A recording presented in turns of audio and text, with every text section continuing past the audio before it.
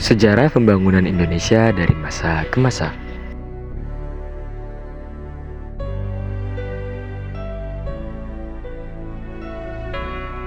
Definisi pembangunan dari beberapa pakar.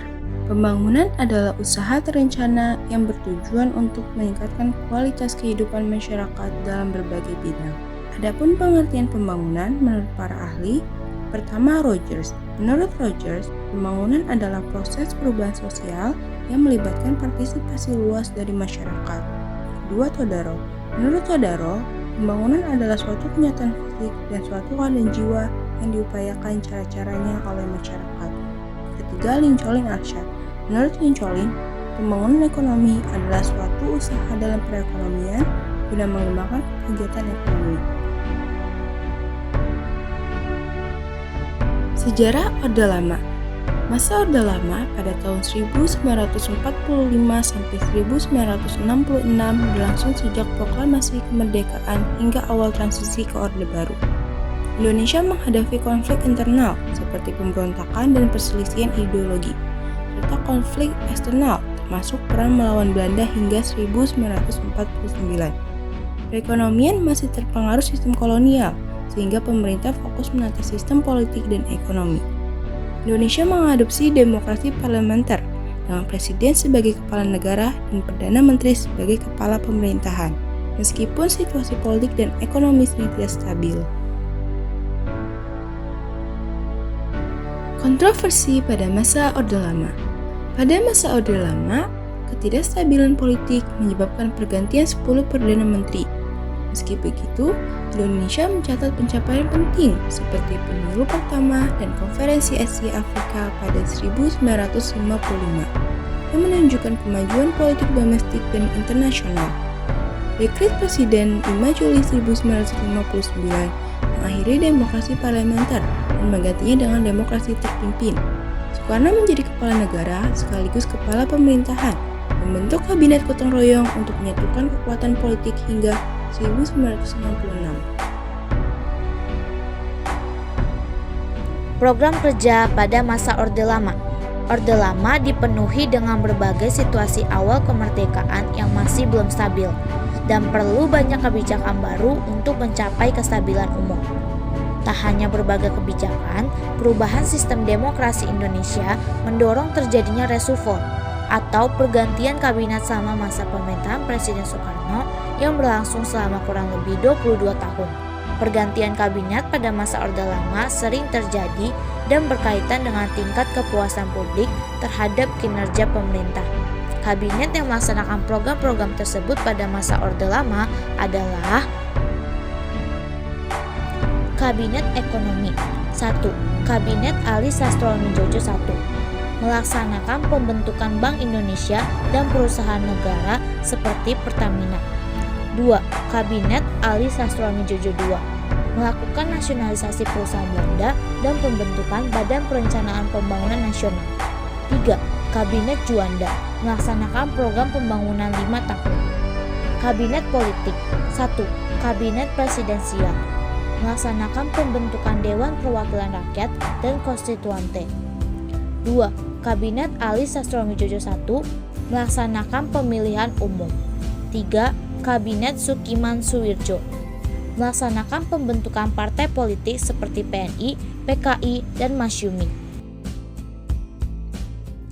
Dan Kabinet Sosial. 1. Kabinet Natsir.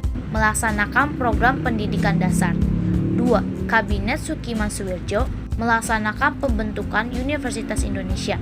3. Kabinet Juanda melaksanakan pembentukan Institut Teknologi Bandung dan Badan Kesehatan Masyarakat. Sejarah Orde Baru.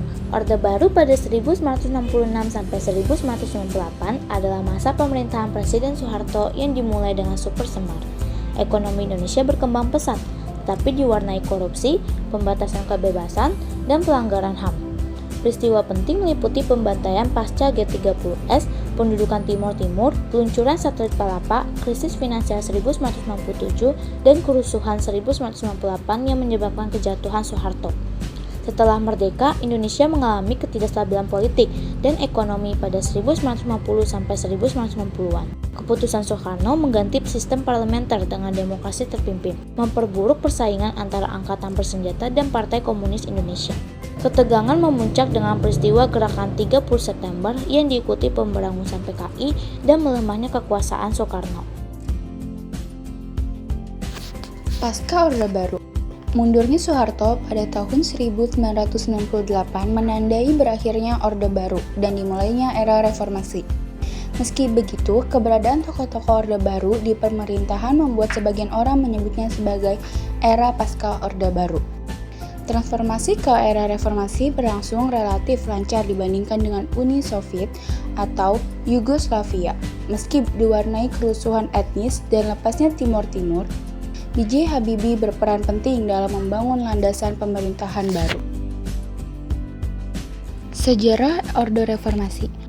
Orde Reformasi adalah era pemerintahan di Indonesia yang dimulai pada 21 Mei tahun 1998 setelah Presiden Soeharto mundur akibat krisis ekonomi Asia dan gelombang protes besar. Era ini bertujuan memperbaiki politik, ekonomi, dan sosial yang rusak selama Orde Baru. Tantangan era reformasi diantaranya 1. Ketimpangan sosial 2. Lemahnya penegakan hukum 3. Politisasi agama yang terakhir, korupsi yang masih merajalela. Ciri utama Orde Reformasi 1. Demokratisasi politik, yaitu pemilu multipartai, kebebasan pers, dan hak masyarakat sipil dijamin. 2. Desentralisasi, yaitu otonomi daerah melalui Undang-Undang Nomor 22 Tahun 1999. Ketiga, pemberantasan KKN, yaitu dibentuk KPK pada tahun 2002 untuk mengawasi praktik korupsi. Keempat, reformasi ekonomi, yaitu restrukturisasi utang, penguatan sektor keuangan, dan liberalisasi ekonomi. Yang kelima, kebebasan pers dan HAM, yaitu pers bebas dari sensor dan isu pelanggaran HAM mendapat perhatian. Presiden di Orde Reformasi. Yang pertama, ada B.J. Habibie pada tahun 1998 sampai 1999, transisi demokrasi. Yang kedua, ada Abdurrahman Wahid pada tahun 1999 sampai 2001, reformasi institusi. Yang ketiga, ada Megawati Soekarno Putri pada tahun 2001 sampai 2004, stabilisasi ekonomi. Yang keempat, ada Susilo Bambang Yudhoyono pada tahun 2004 sampai 2014, stabilitas politik dan ekonomi. Yang kelima, ada Joko Widodo pada tahun 2014 sampai 2024, pembangunan infrastruktur dan inovasi digital. Yang keenam, ada Prabowo Subianto pada tahun 2024 sampai sekarang, fokus pada ketahanan nasional, swasembada pangan dan energi, pemerataan pembangunan, dan nasionalisme ekonomi. Program kerja pada masa Orde Reformasi. Bidang ekonomi. Pada masa Orde Reformasi, bidang ekonomi menjadi salah satu prioritas utama dalam rangka memulihkan dampak krisis moneter 1997 sampai 1998. Periode ini ditandai dengan berbagai langkah untuk menstabilkan ekonomi, memberantas korupsi, dan memperkuat fondasi ekonomi berbasis pasar. Pemerintahan juga berfokus pada pemerataan pembangunan, peningkatan daya saing global, dan pengentasan kemiskinan. Bidang politik. Pada masa Orde Reformasi, sistem politik Indonesia mengalami perubahan besar untuk memperbaiki kondisi politik yang otoriter selama Orde Baru.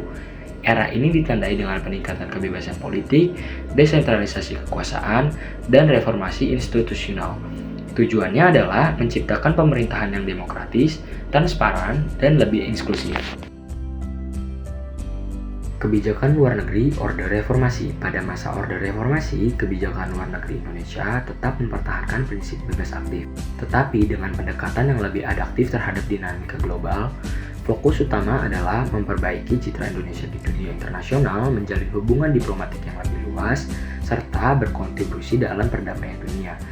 Proses pembangunan Orde Reformasi. Pada masa Orde Reformasi, fokus pembangunan Indonesia bergeser ke arah demokratisasi, transparansi, pemberdayaan masyarakat, dan penguatan ekonomi berbasis keadilan sosial. Reformasi lahir sebagai respon terhadap krisis ekonomi dan politik pada tahun 1998 yang mendorong perubahan besar dalam sistem pemerintahan dan pembangunan nasional. Pemimpin era 1. Ir Soekarno pada masa Orde Lama, 2. Soeharto pada masa Orde Baru, 3. B.J. Habibie pada masa Orde Reformasi. Kesimpulan, Indonesia telah melalui 3 periode pemerintahan yang berbeda, masing-masing dengan ciri khas dan dampaknya sendiri. Orde Lama diwarnai ketidakstabilan, Orde Baru fokus pada pembangunan ekonomi, dan Orde Reformasi berupaya membangun sistem politik yang lebih demokratis. Meskipun telah mengalami kemajuan, Orde Reformasi masih menghadapi berbagai tantangan, seperti ketimpangan sosial dan ekonomi, korupsi, dan isu intoleransi. Perjalanan bangsa Indonesia dalam membangun negara yang adil dan sejahtera masih terus berlanjut, dengan berbagai tantangan dan peluang yang harus dihadapi.